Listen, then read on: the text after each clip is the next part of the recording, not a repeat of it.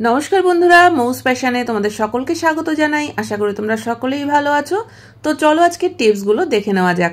বন্ধুরা, আমরা সকাল সন্ধে চা তো খেয়েই থাকি, আর চা করার পর চায়ের এই যে পাতাটা, এটা কিন্তু আমরা ফেলে দিই। তো এই ফেলে দেওয়া চা পাতা দিয়েই কিন্তু আমরা আমাদের প্রত্যেক দিনের নানা সমস্যার সমাধানও করে নিতে পারি, তার সঙ্গে কিন্তু বেশ কিছু টাকার সাশ্রয়ও করতে পারি। এই ফেলে দেওয়া চা পাতা দিয়ে আমরা কি কি করতে পারি তার 6টা আইডিয়া আজকে তোমাদের সঙ্গে শেয়ার করলাম। তো দেখো, যে পাতাটা আমরা ফেলে দিচ্ছি সেই পাতাটা ফেলে না দিয়ে কিন্তু আমি একটু জল দিয়ে ফুটিয়ে একটু লিকার বের করে নিয়েছি। আর এই লিকারটা আমাদের কি কি কাজে লাগতে পারে, তো এখানে আমি একটা শুকনো কাপড় নিয়ে নিয়েছি, আর এই চায়ের লিকারের মধ্যে কাপড়টাকে ভালো করে ডুবিয়ে নিয়ে একটু টাইট করে চিপে নিচ্ছি, যাতে এর মধ্যে এক্সট্রা জলটা না থাকে। আমাদের প্রত্যেকের বাড়িতেই কিন্তু কাঠের কিছু না কিছু ফার্নিচার থাকে, আর কিছুদিন যেতে না যেতেই দেখবে যে কাঠের যে একটা সুন্দর গ্লেজ থাকে, একটা সুন্দর রং থাকে, সেটা কিন্তু অনেকটাই নষ্ট হয়ে যায়, একটু ফ্যাকাশে মতো হয়ে যায়, যেটা দেখতে কিন্তু ভালো লাগে না।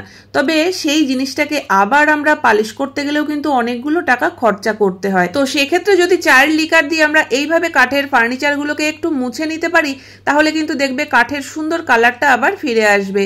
অনেক সময় দেখবে কাঠের ফার্নিচারে কিন্তু ঘুণ লেগে যায়, তো সেক্ষেত্রে এই চায়ের লিকারের মধ্যে যদি আমরা একটু ন্যাপথলিন গুঁড়ো করে দিয়ে তারপরে মুছে নিই, তাহলে কিন্তু দেখবে কাঠে কোনো রকম ঘুণও লাগবে না। তো চলে যাচ্ছি এর পরবর্তী টিপসে। বন্ধুরা, আমাদের কিন্তু প্রত্যেক দিনই মাছ মাংস ধুতে হয় বা নুন হলুদ মাখাতে হয়। তো দেখবে মাছ মাংস ধোয়ার পরে হাত থেকে কিন্তু ভীষণই একটা বাজে গন্ধ আসতে থাকে। যতবারই আমরা হ্যান্ড ওয়াশ করি না কেন, দেখবে গন্ধটা যেন ঠিক মতো কাটতেই চায় না। তো এই যে হাতের দুর্গন্ধ, এটা দূর করবার জন্য কিন্তু আমরা চা পাতার ব্যবহার করতে পারি। তবে এটা কিন্তু নতুন চা পাতা নেওয়ার কোনো প্রয়োজন নেই। যে চা পাতাটা আমরা ব্যবহার করেছি ফেলে দেবো, সেই একটু চা পাতা নিয়ে যদি আমরা হাতটাকে একটু ভালো করে ডলে নিই, তাহলে কিন্তু দেখবে হ্যান্ড ওয়াশ করারও কোনো প্রয়োজন পড়বে না। হাতের সমস্ত রকম দুর্গন্ধ চলে গিয়ে সুন্দর একটা চায়ের কিন্তু গন্ধ আসবে। তো এইভাবে ভালো করে হাতটা একটু ডলে নিলাম, আর তারপরে ফ্রেশ জল দিয়ে হাতটা ধুয়ে নেব।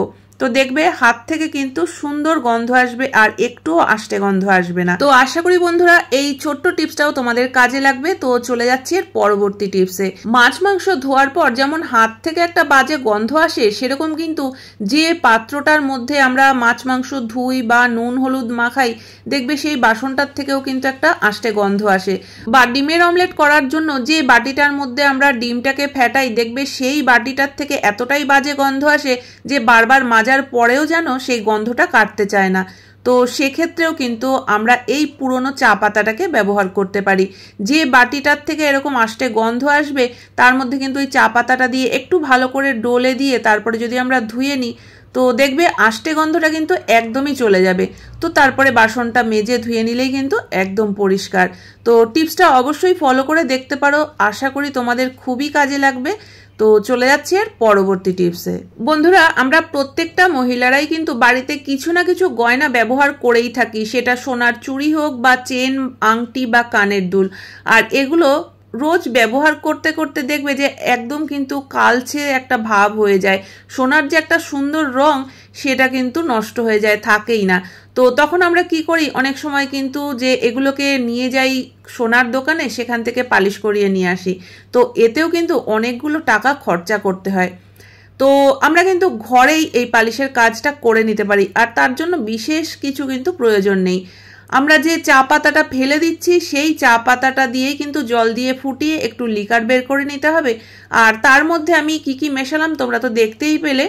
1 চামচ শ্যাম্পু, 1/2 চামচ হলুদ গুঁড়ো দিয়ে জলটাকে ভালোভাবে মিশিয়ে নেব। তারপরে এই গয়নাগুলোকে কিন্তু এর মধ্যে আধ ঘন্টার জন্য ভিজিয়ে রেখে দিতে হবে। তো দেখো, এখানে কিন্তু আমি এখনো কোনো ব্রাশ ব্যবহার করিনি, তাতেই কিন্তু অনেকটাই পরিষ্কার মনে হচ্ছে। তো তারপরে এরকম একটা পুরনো ব্রাশ দিয়ে যদি একটু ঘষে নেওয়া যায়, তাহলে কিন্তু দেখবে যে এর মধ্যে যে একটা কালচে ভাব ছিল, উঠে কিন্তু একদম পরিষ্কার হয়ে গেছে। আর তারপরে একটু পরিষ্কার জল দিয়ে ধুয়ে একটা শুকনো কাপড় দিয়ে মুছে নিতে হবে। তো দেখে কিন্তু মনেই হবে না যে এটা আমরা ঘরে পালিশ করেছি। একদম কিন্তু দোকানে যেরকম ঝকঝকে পরিষ্কার হয়ে যায় নতুনের মতো, দেখতে কিন্তু একদম সেরকমই মনে হবে, অথচ খরচ সেরকম ভাবে কিছুই আমাদের করতে হবে না। তো আশা করি বন্ধুরা এই ছোট্ট টিপসটা তোমাদের সকলেরই কাজে লাগবে। ভালো লাগলে অবশ্যই একটা লাইক কমেন্ট করো। তো চলে যাচ্ছি এর পরবর্তী টিপসে। এখানেও কিন্তু বন্ধুরা দেখো আমি ফেলে দেওয়া চা পাতা জলের মধ্যে দিয়ে ফুটিয়ে একটু লিকার বের করে নিয়েছি, আর এর মধ্যে দিয়ে দিচ্ছি ডেট পার হয়ে যাওয়া 3টে ট্যাবলেট। চায়ের লিকারের সঙ্গে এই ট্যাবলেটটা যখন ভালোভাবে মিশে যাবে তখন কিন্তু এটাকে ছেঁকে একটা কোনো পাত্রে নিয়ে নিতে হবে। তো এই যে চায়ের লিকারটা আমরা এখানে ছেঁকে নিয়েছি, এটা আমরা কি কাজে ব্যবহার করতে পারি? আমাদের কিন্তু সকালবেলা ঘুম থেকে এসেই রান্নাঘরে নানা ধরনের কাজকর্ম করতে হয়, আর ঘুম থেকে উঠে যখনই আমরা বেসিনের কলটা খুলি দেখবে যে বেসিনের পাইপ থেকে কিন্তু ভীষণই একটা বাজে গন্ধ আসতে থাকে, বা বেসিনের পাইপের মধ্যে ছোট ছোট পোকামাকড় এসব তো হয়েই থাকে। তো এই যে সমস্যা, এটা কিন্তু আমাদের প্রত্যেক দিনের সমস্যা। তো এই সমস্যার সমাধানও কিন্তু আমরা এই ফেলে দেওয়া চা পাতা দিয়ে করে ফেলতে পারি। তো তার জন্য যে কাজটা করতে হবে, দেখো চায়ের লিকারের মধ্যে যে ট্যাবলেট মিশিয়ে রেখেছিলাম সেই চায়ের লিকারটা কিন্তু সিঙ্কের পাইপের মধ্যে এইভাবে করে দিয়ে দিতে হবে। আর এই কাজটা কিন্তু করতে হবে দুপুরের কাজকর্ম শেষ হয়ে যাওয়ার পরে বা রাতের সমস্ত কাজকর্ম শেষ হয়ে যাওয়ার পর। আর এই চায়ের লিকারটা ঢালার পরে কিন্তু কোনোভাবেও আর কল খোলা যাবে না। তো এইভাবে যদি আমরা রেখে দিই, পরের দিন সকালবেলা যখন আমরা রান্নাঘরে ঢুকবো বা কলটা চালাবো, দেখবে এই পাইপ থেকে কিন্তু আর কোনো রকম কোনো বাজে দুর্গন্ধ আসবে না, সবসময় কিন্তু একটা সুন্দর চায়ের গন্ধই আসবে। তো চলে যাচ্ছে এর পরবর্তী টিপসে। বাইরে থেকে বাড়ি ফেরার পরে অনেকেরই কিন্তু একটা সমস্যা হয়, দেখবে যে জুতো মোজা খোলার পরে পা থেকে এতটাই দুর্গন্ধ বেরোতে থাকে যে সারা ঘরে কিন্তু সেই দুর্গন্ধ ছড়িয়ে পড়ে। আর যাদের এই সমস্যাটা রয়েছে তাদের কিন্তু দেখবে যে অন্য কারো বাড়িতে গেলে সেখানে গিয়ে জুতো মোজা খুলতে কিন্তু ভীষণই লজ্জায় পড়তে হয়। তো এই যে সমস্যা রয়েছে, এই সমস্যারও কিন্তু সমাধান হয়ে যেতে পারে চায়ের লিকার দিয়ে। তো তোমরা হয়তো ভাবছো যে এটা কিভাবে সম্ভব। তো দেখো এখানেও কিন্তু আমি সেই পুরনো চা পাতা থেকে কিছুটা লিকার বের করে নিয়েছি, তবে এখানে আমি তোমাদের অল্প একটু লিকার দিয়ে দেখাচ্ছি। এই টিপসটা যদি করতে হয় তাহলে কিন্তু চায়ের লিকারটা একটু বেশি পরিমাণেই নিতে হবে। তো চাইলে কিন্তু এখানে তোমরা পুরনো চা পাতা ব্যবহার না করে যে চা পাতাগুলো একদম কম দামের চা পাতা সেটাও কিন্তু ব্যবহার করতে পারো। লিকারটাকে ভালোভাবে বের করে নিতে হবে, তবে এখানে কিন্তু একটু কড়া লিকারই নিতে হবে।